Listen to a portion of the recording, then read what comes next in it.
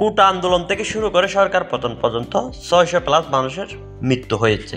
কিন্তু সবকিছু ছাপিয়ে আলোচনার কেন্দ্রবিন্দু আবু সাইদ।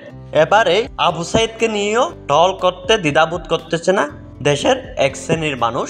তারা বলে যাচ্ছে সবকিছু যদি আবু সাইদের নামই দেওয়া হয় তবে কিসের আর বৈষম্য থাকলো। এ নিয়ে সামাজিক যোগাযোগ মাধ্যমে হইচই চলতেছে।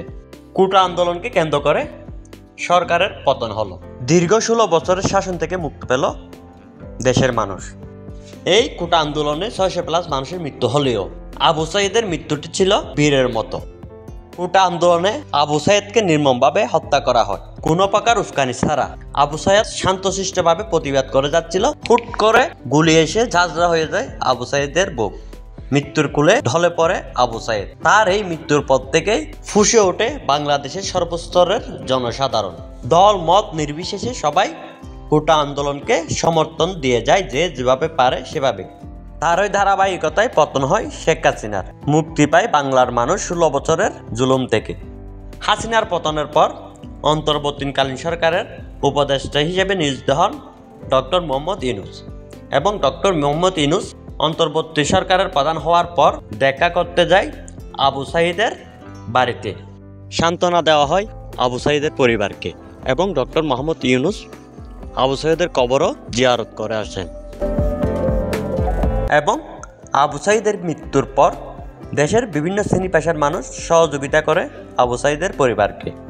এবং কি রংপুরের একটি চত্বরকে নাম দেওয়া হয় শহীদ আবু সৈয়দ চত্বর। আর এই নাম দেওয়াকে কেন্দ্র করে চলছে আলোচনা সমালোচনা। অনেকে দাবি করতেছে কোটা আন্দোলনে দলমত নির্বিশেষে সবারই কম বেশ ভূমিকা ছিল। আবু সৈয়দ সহ অনেকজন শহীদ হয়েছিল এই কোটা আন্দোলনে। সম্মান যদি দিতেই হয় সবাইকে দেওয়া উচিত। শুধুমাত্র একজনকে সম্মান দিলে এটা এক প্রকার বৈষম্যর সম্মুখীন হওয়ার মতোই অবস্থা। আর এই বিষয়টাকে কেন্দ্র করে অনেকে টল করতেছেন আবু সাইদকে নিয়ে এবং অনেকেই তার নামটি ইউজ করে বিভিন্নভাবে ফায়দা লুটার চেষ্টা করতেছেন। আর এমনটা হতে দেওয়া কিছুতেই কাম্য নয়। আবু সাইদ তার নিজের জন্য লড়াই করেনি, তিনি লড়াই করেছিলেন বাংলাদেশের মানুষের জন্য। সে কল্পনাও করেনি তার যে ওখানে মৃত্যু হবে। আর মৃত্যু পরবর্তী কিছু পাওয়ার জন্য আবু সাইদ আন্দোলনে যোগ দেয়নি। তাই আবু সাইদকে নিয়ে এভাবে টল করা মোটেও উচিত নয়। আবু সাইদকে আমাদের সম্মান দেওয়া উচিত এবং আবু সাইদ সহ যারাই মৃত্যুবরণ করছে সকলকেই সমান মর্যাদা দেওয়া উচিত। এ বিষয়ে আপনাদের মন্তব্য কি অবশ্যই কমেন্ট বক্সে জানাবেন। ধন্যবাদ।